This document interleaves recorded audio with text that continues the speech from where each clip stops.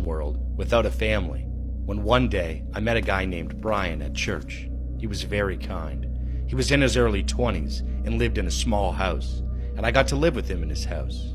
However, one day, I started to experience terrible things in that house. One day, he came back home, covered with dirt and sweat, and said, "Today I got one done in a while. Let's go eat something delicious." I thought he had come back after harsh labor, but when he opened his large bag, it was full of bloody knives, all kinds of tools, and wads of cash. When I saw his face looking at me proudly, I got goosebumps. When I asked where he got so much money, he replied, "I risked my life to work. It's hard to make money." Then he took off his shirt, and there were bruises all over his body. I couldn't understand what he was doing. He didn't tell me the details. However, he took me to the department store the next day and bought me all kinds of luxury goods, and we ate at a top-notch restaurant. I was bewildered by everything, but secretly, I enjoyed it.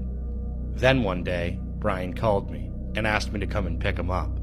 So I drove to the address he gave me, and when I arrived, there was an abandoned building, and a man was tied up inside.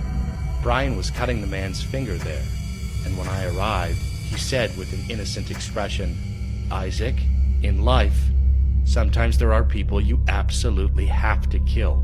In that case, you must cut their fingers and head off. That way, they won't be identified." Then he started slicing the man's neck with a saw. I heard the man scream, and suddenly my ears got clogged. My whole body trembled as I watched the whole scene, but I held on tight, trying not to be noticed by him. The guy who was so kind to me was a devil. I couldn't understand, and I realized that the money he had been spending on me was the money earned by doing this. I was in great shock. I wondered whether I should report it to the police, but I was afraid that without him, I would be left alone in this world again. Then one day, I was asleep at dawn, but I heard something hit the floor with a thud.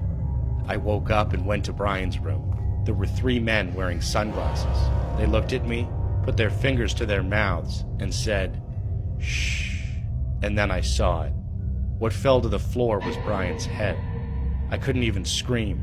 I felt paralyzed by fear from head to toe, and I couldn't breathe. There was vinyl spread on the floor, and as they put Brian's body in a bag, they said, "Good boy, I won't kill you if you keep your mouth shut, but if you tell others what you saw today, your head will be blown off.